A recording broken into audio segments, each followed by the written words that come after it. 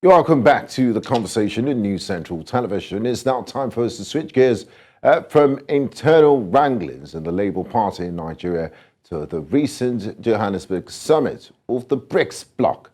Brazil, Russia, India, China and South Africa. They made a significant announcement of their intention to expand by welcoming Iran and 6 additional nations into their fold. The newcomers, which comprise Argentina, Egypt, Ethiopia, the Kingdom of Saudi Arabia and the United Arab Emirates, underscore the BRICS' pursuit of more inclusive global equilibrium and a heightened collective influence. This expansion aligns with the evolving trend towards a multipolar world wherein various emerging powers contribute to shaping international dynamics. The United Nations Secretary General Antonio Guterres underscored this shift, calling for a revamp of outdated multilateral institutions to better represent the contemporary economic landscape.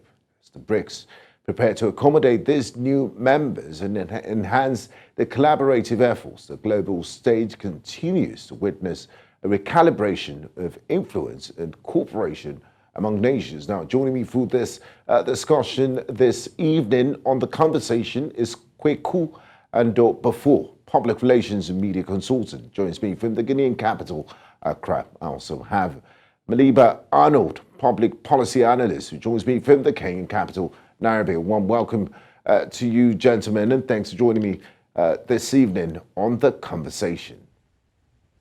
Thank you very much. Thank you very much. Now, I'd like to start with you, Maliba Arnold, in Nairobi. The BRICS bloc's expansions to include 6 new members, including Iran, seems like a very significant move. Could you delve into the strategic thinking behind this decision and how it might reshape the dynamics of this emerging countries group? We also understand that, there are more countries that applied for membership. And what do you think what's the criteria behind the admission of this new 6 members? I think we begin actually addressing the issue, or rather the question you ask, from very quite basics. I want us to start from basics. Already we know what the acronym BRICS stands for. So you then have to start from the point where what will this thing be called after the next 6 new members come in? We know what BRICS stands for. There's Brazil, there's Russia, there's India, there's China, and then there's South Africa. Now, when you're bringing in these other needs, so that, first of all, like I said, we start with basics. What are you going to call it? Yeah, will they still retain the term BRICS? What will you be calling it? Then secondly, I think it will be also rather go back to the question you asked. Yeah, so then the other bit is the criteria. Just tell me why, for example, if it's about influence, if it's about the economy, if it's about the role countries play, why, for example, is Nigeria not in the group of the 6? Because the size of the Nigerian economy, for example, even the size of the population, the geopolitical and even the regional, on the continental level, the role that Nigeria plays, literally almost the firstborn of the sub-Saharan part of Africa. So people will want to ask a lot of questions. As much as South Africa has been campaigning to have a greater continental influence, you then want to ask what were what informed Ethiopia and not, for example, any other country in Sub-Saharan? What brings in Egypt? That could be easy to answer. So those are questions, of course, other members are going to ask, away from what it does. So I still have.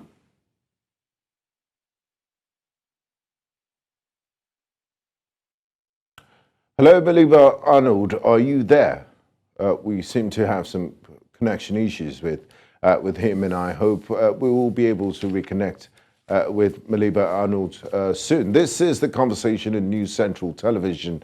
We're currently discussing the impact of 6 additional members into the BRICS bloc. We have Maliba Arnold back with us. So, Maliba, I'll just let you complete your thoughts.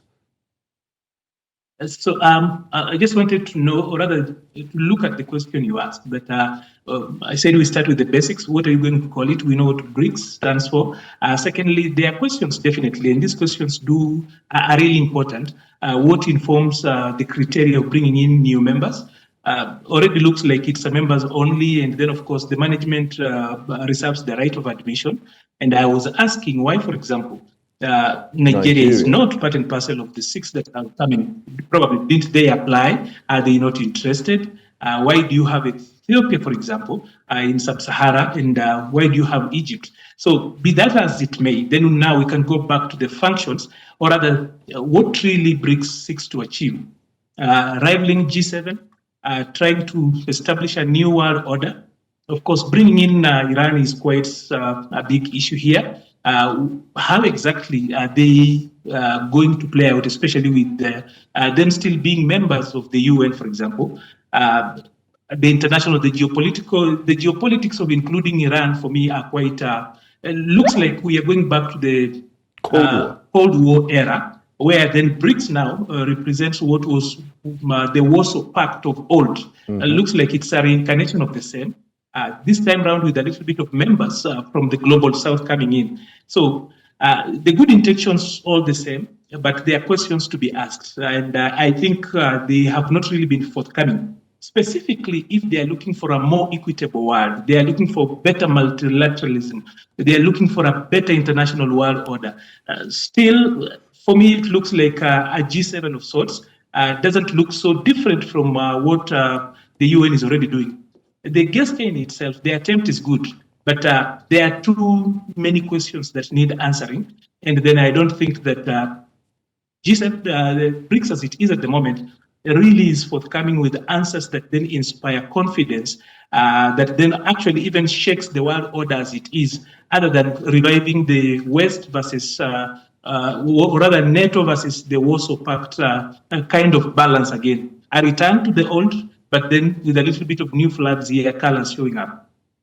Thank you, Maliba. Staying with you, I mean, you've mentioned quite poignant questions like, are we back to the Warsaw Pact, and is this throwback to Cold War politics? But the United Nations Secretary General, I remember you mentioned the UN, Antonio Guterres, called for the overhauling of outdated multilateral institutions, and it does align with the BRICS goals. This is coming from the United Nations, and we do know that there's a BRICS Development Bank which will give favorable loan conditions to BRICS members. The head of that bank is going to be the former Brazilian President, Madam Dilma Rousseff. Could you elaborate on the specific changes these countries might advocate for, and how this new lineup could contribute to those efforts? How will the BRICS be separated from the IMF, the WTO, and other the Bretton Woods institutions which we've known for the last half a century plus? You know, if you look at the proposal for the new development bank, for example, it's still a replication of what is happening on the other side. There's nothing new nothing novel, nothing ground shaking that they're actually proposing, because if they are only bringing up analogs of what already exists within the UN system, a new development bank, for example, is not necessarily going to shake the world of the shackles of the Bretton Woods institutions, for example. Most of the world's debt is held by the Bretton Woods institution. Again, the question of money, specifically loans, becomes quite difficult, because members within BRICS have already enslaved a number of African countries, probably a section of Asian countries. We know, without necessarily mentioning a few, but then we know that that new development bank, is it going just to further another version of Bretton Woods institutions? Because let's talk about China, for example. Look at Sri Lanka, look at Zambia, I think. You can see the mentions of what is coming up in Kenya and other countries. So it still looks so Bretton Woods-like in very many ways. So there's nothing necessary. Oh, could it be too early to tell?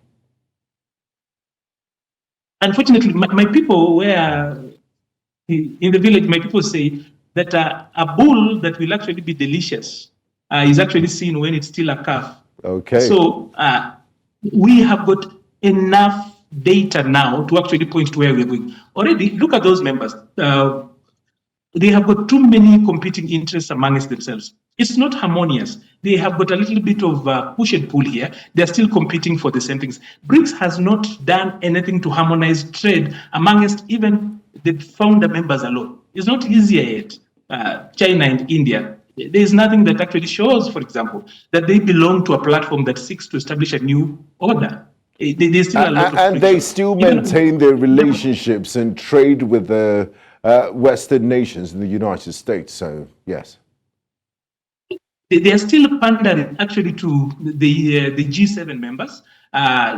China still has got so much to do with Americans. All of us know that. India will do that. So just using the example of those two, there's too much competition amongst them. Okay, none of those members is willing, for example, to surrender their currency.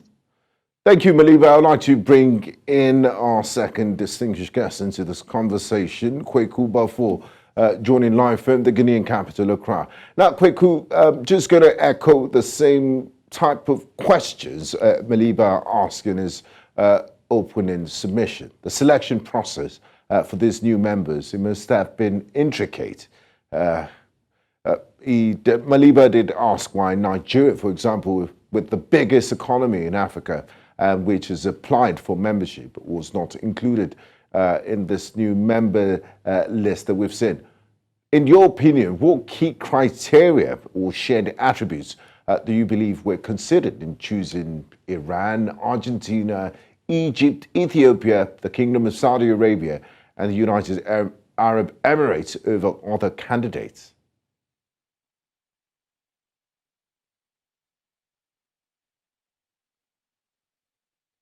Hello, Mr. Bafo, are you there? Okay, I think we lost connection with Mr. Bafo.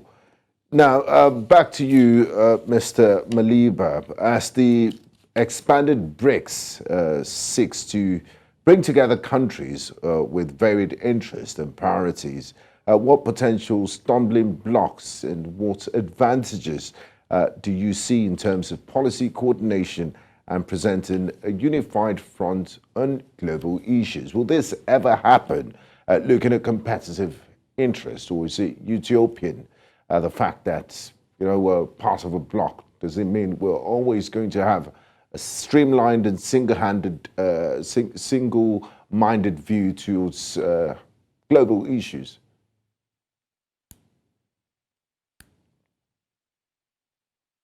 Hello, Arnold, are you there? That question is directed to you. Yes, I am there. Okay, go ahead, please. Would you mind getting back? I lost you along the way. No, I said as this expanded BRICS seeks to bring together countries with varied interests and priorities, they belong to different regional groups, and what potential stumbling blocks and advantages do you foresee in terms of policy coordination and presenting a unified front on global issues? Is this a utopian dream, or is it achievable just because they're members of the same groupings, an alternative to the G7, perhaps, like you've suggested? Well, if most of the members in BRICS, even at the expanded level, had a setting that looks like Iran, Iran has actually been quite excluded for a while. They've come up with a coping mechanism, and they still are a major economic bloc. You then realize that probably we will have made a little bit of progress. But we are at a place where these members, like I said, are so much dependent on the UN.